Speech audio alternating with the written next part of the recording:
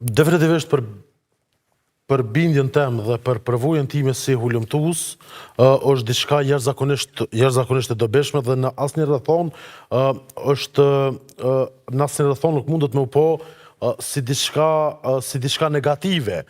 Mirë po duhet me u përdor si diçka lehtësuese në proces të hulumtimit. Tash për shembull, nëse i morrim ta zom tash ndoshta këta ekspertat e IT-s e elaborojnë më mirë këtë çështje, mirë po për shembull vetëm nëse brenda platformave, brenda ChatGPT-s për shembull, morrim dhe i aplaudojmë udhëzuesit e ndryshëm dhe e bojnë do thotë një foqe, një dritore vetëm me këta udhëzues dhe i sqaron praktikat ose i sqaron elementet e rostit të cilët ti i ke, definitivisht se është në gjendje jashtëzakonisht lehtë me t'i gjeneru rostet dhe standardet kryesore. Për shkak se po e ritheksoj, shumica e standardeve më të rëndësishme janë pjesë e këtyre udhëzuesve dhe vetë Këshilli i Evropës kujdeset, Gjykata Evropiane për Drejtat e Njerëzit kujdeset që standardet më të rëndësishme t'i vendosin në këta udhëzues dhe gjetja e këtyre rosteve përmes inteligjencës artificiale është diçka jashtëzakonisht pozitive. Tash kuptohet, nëse inteligjenca artificiale dështon, definitivisht se në vlerësim të performancës nuk shkon ChatGPT-ja, po shkon gjyqtari. Kjo do të me qenë e qartë, që i bie se kërkohet një verifikim i veçantë dhe një hulumtim ekstra përkitazi me këtë çështje. E rëndësishme është se domethënë secili prej gjyqtarëve sot duhet me përdor për me lehtësu krejt procesin e punës, sidomos tu i marr parasysh rrethonat në cilat punojnë gjyqtarët tonë e që janë shumë të ngarkuar. Për shembull, gjetja e këtyre elementeve, e këtyre rasteve, këtyre standardeve është shumë e lehtë nëse ngarkohen me dokumente të caktuara në ChatGPT. Tash për shembull dhe bëhet pyetja e saktë. Definitivisht se po. Tash për shembull, nëse e krahasojmë me periudha më parë, gjyqtarët kanë punu do thotë me kod procedurës, kod penal kanë punu me hard copy. Do thotë kanë pas kodin penal, kanë pas kodin e procedurës, kanë qenë ato përmbledhjet e ligjeve që e kanë pas ndonë dikun me stiker, dikun me ngjyrë etj dhe i kanë gjetë nenet. Sot do thotë praktikisht askush nuk e lyp ashtu. Ton do thotë e kanë me CTRL-F. Dhe ideja e njëjtë që kena avansu pe hard copy në CTRL-F, në PDF-at në ndryshëm, edhe në rastin konkret mundësit janë jashtëzakonisht të mëdha. Nuk mendoj që është e nevojshme me thonë që po për këtë çështje do të bëjmë ndonjë reformë ku me ditë sot modhe do të mbledhet Këshilli, do të nxjerrë rregullore etj. Thjesht është mjet hulumtues, qysh është google.com, ngjashëm janë edhe këto platforma që thjesht mbetet në vlerësim të secilit gjyqtar se si do ta aplikoj dhe si do t'i ndihmojë në punën e tij. Zoti Shala, sa gjyqtarët mas pari të nisë për juve vetë, sa gjyqtarët dhe sa vetë ju e përdorni inteligjencën artificiale pra dhe sa është e lehtë për proces të punës një ndihmë e tillë. Faleminderit. Unë e ndëgjova me vëmendje dy parafolës. Inteligjenca artificiale pak përdoret prej gjyqtarëve, sidomos në gjykatë shkollës dytë. Po është një ndihmëse e madhe sepse në inteligjencën artificiale ti mund gjesh zgjidhje konkrete për një rast më të komplikuar. Do më thonë, kjo inteligjenca artificiale është ideale në shfrytëzimin e rasteve konkrete. Për shembull, ti në inteligjencë artificiale, ose në google.com, ose kjo tjetra ChatGPT, mund gjesh ti ndonjë rast, do më thonë, konkret zgjidhun edhe në Kosovë, po edhe në vendet e Bashkimit Evropian. Dhe mund t'i referosh, qoftë një situatë faktike, apo edhe ligjore.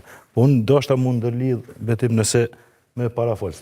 Tash, te zbatimi i jurisprudencës Gjykatës Evropiane për drejtat e njerëzit, kushtetuta dhe ligjet e zbatueshme në Kosovë, domthonë gjitha janë nxjerrë në pajtim me frymën e konventës. Pavarësisht se unë e pash edhe atë videon promon, kryetarin e Gjykatës Apelit, domthonë pavarësisht se ndoshta pak citohen vendimet e Gjykatës Evropiane për drejtat e njerëzit, mirë po përmes zbatimit ligjeve, qoftë ligjeve nga drejta materiale apo procedurale, më thonë në një farë forme, të gjitha që të ligje kanë bëru edhe jo nga kushtetuta. Kushtetuta jonë është pothuajse e nxjerrur sipas standardeve më të mira evropiane, edhe konventës për mbrojtjen e lirive. Apo mendoni që mjafton kjo që... Jo. Unë mendoj që apo është detyrim që pasurohet një vendim që ato që e thatë krejt ju deri tash që bindet publiku edhe drejtësia që është vendosur në rast është një standard që është vendosur edhe... Me vëmendje kolegun Leutrimin, Neni 53 i Kushtetutës Kosovës, Kodi i procedurës penale, ligji për procedurën kontestimore, me sa kujtoj nëse zgabuam Neni 141,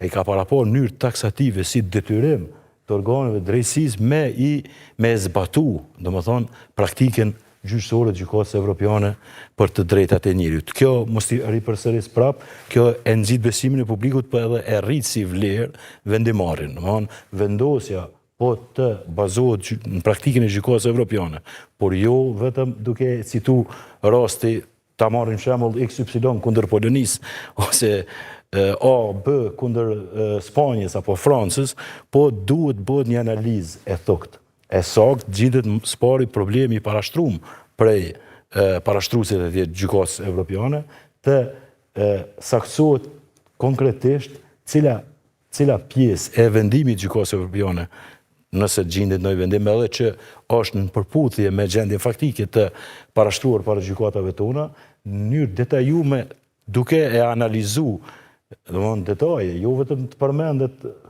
që një pjesë caktuar të vendimeve i kje vetëm përmendet.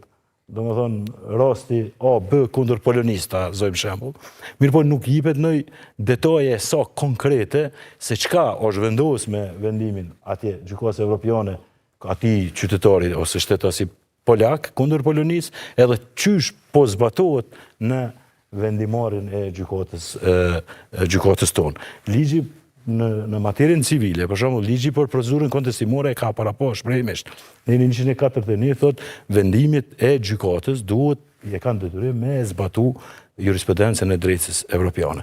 Domethënë është detyrim me zbatu jurisprudencën evropiane.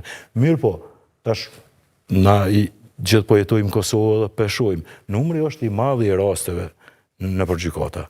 Kjo ka qenë ndoshta edhe pengesa kryesore që ndoshta gjyqtarët për shkak të numrit madh rasteve, pamundësisë me i shqyrtu në kohë, të arsyeshme ashtu siç e parashë edhe në 1.6 i konventës evropiane, ndoshta edhe e kanë shmangë këtë zbatimin e jurisprudencës gjykatës evropiane, por qëllimi ka qenë vetëm të reduktohet numri i rasteve në gjykata edhe që kjo pritja e lëndëve nëpër gjykata të zvogëlohet. Unë e pash në raport ju i jeni referu me ditë 1500 ditë, 1700 ditë, 850 ditë, po është kështu, ne në praktikë ma letë e keme llogarit me vite. Për shembull kemi vite 5-6 vite, ende ka lëndë në trajtim nëpër gjykatat tona, dhe kjo ndoshta, po mendoj unë, është arsyeja kryesore. Domethënë vendimtare që nuk kemi mund ndoshta edhe me u thirrë në praktikën e jurisprudencës evropiane, se për neve ishte ma lehtë shumë me gjetë një rast, për shembull praktik në një shtet caktuar, ta zojmë një shtet si Francës kundër Francës, edhe me e përshtat me vendimin tonë, edhe pastaj atë vendim përsëritën çështjet, vinë çështjet dhe ato me përdor vazhdimisht. Mirë po duke bërë një analizë detajume, një analizë faktike, juridike, edhe me një vështrim pa kritik, jo vetëm me përmend Polonia, mos ta ripërsëris. Përveç kësaj, numrit më të raste, unë mendoj që duhet edhe me pas trajnime pak ma shumë numër lidhur me zbatimin e jurisprudencës evropiane. Ka Akademia e Drejtësisë, na nuk mund të themi që s'ka pas trajnime, mirë po, a do duhet rritej kjo, edhe ndoshta do duhet pak edhe mënyra e organizimit trajnimit për këtë aspekt ndoshta duhet forcohet. Qysh shkon më mirë me u bë? Cilat janë kërkesat e gjyqtarëve që me përfituar sa më shumë? Sipas mendimit tim, do duhet bëj një analizë e vendimeve. Për shembull, trajnues që do duhet ta trajnonin këtë materie, do duhet bëhet një analizë konkrete. A kam fjalën për raste më të rënda, se jo për gjitha rastet na mund të thirremi në praktikë gjykatës evropiane, ose ky raste të lehta ose diçka ka hemesmja që nuk është e nevojshme ndoshta, mirë po rastet që janë më të komplikuar që kanë impakt publik, sikur për shembull kemi pas raste të shpërblimit dobit nga shpifja dhe fyrja,